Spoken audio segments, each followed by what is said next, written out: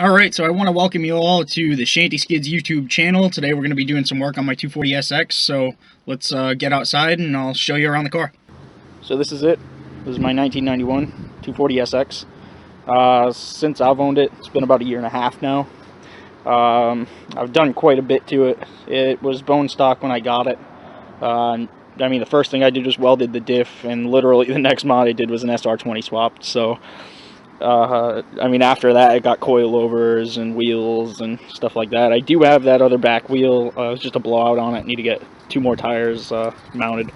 I'll probably do that within the next couple days. But, so I'll show you under the hood. We're going to work on it today. I blew the turbo a few weeks ago. Maybe it was a little bit more than that now. Actually, I haven't been driving it lately. Pretty much, this manual boost controller right here killed my turbo. I had it set at 14 pounds, and it spiked down, or all the way up to 21. And I was mid-drift, hammering on it, full throttle, out in second gear. I was beating on the car for the first time since I had finished building it. And just my luck, I blew the bearings on the turbo. It literally just went straight from like 0 to like 100 real quick. And now that I just got all my tools and I'm all set to go, I'm just going to put the car up on jack stands in the front so I can unbolt the downpipe, and then we'll get started. Alright, now that I got the car all jacked up, the first thing I'm going to have to do is pull off this hot side intercooler piping.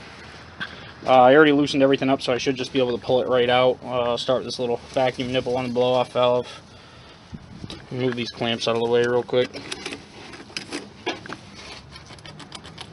I should just be able to pull it. Yep.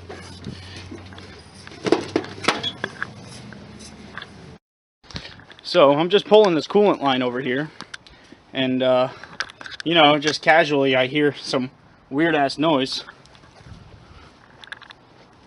You see all those motherfuckers back there?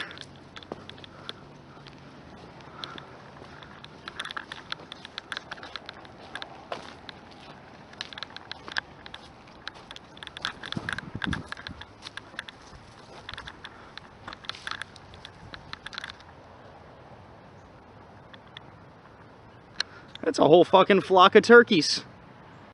So I just took off the intake inlet, and my blown turbo is confirmed.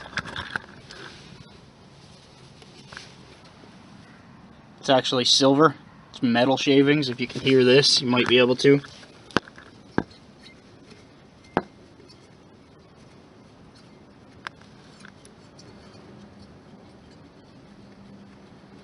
That turbo is donezo. Okay, so it is the next morning. It's about 10 o'clock in the morning and 29 degrees outside. It is really cold, but I'm gonna have to do this anyway. I can't get at some of the lines down here. I can't really see that, but I did get the coolant supply line off. So what I'm gonna go ahead and do is pull off this piece off of the turbo itself, off of the intake side. And then I'm going to back off all the manifold bolts, all these, and we should be in good enough shape to pull the turbo back and unbolt the lines from the turbo itself instead of from the block like I was doing, because I wanted to change the whole lines instead of just the fittings, but we might have to do it that way, and I think it's just going to save a lot of time, so we're going to go ahead and do that, and I'll catch up with you guys in a little bit when I'm done. So I loosened all these manifold bolts.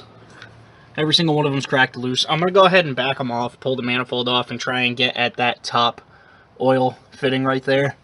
See if I can pull it off from there, because it's a pain to pull it from the block.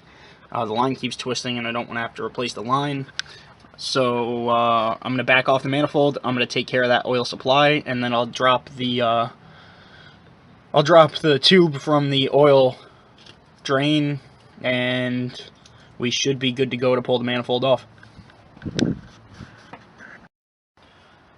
So I've now got all the lines off except for the oil drain, so I'm going to go ahead and go underneath the car and pull that off, and we should be able to pull this manifold right out.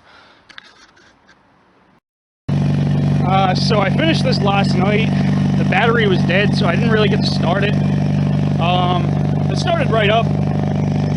Turbo sounds halfway decent. I mean, it looks like it's running a little rich, but it should be okay.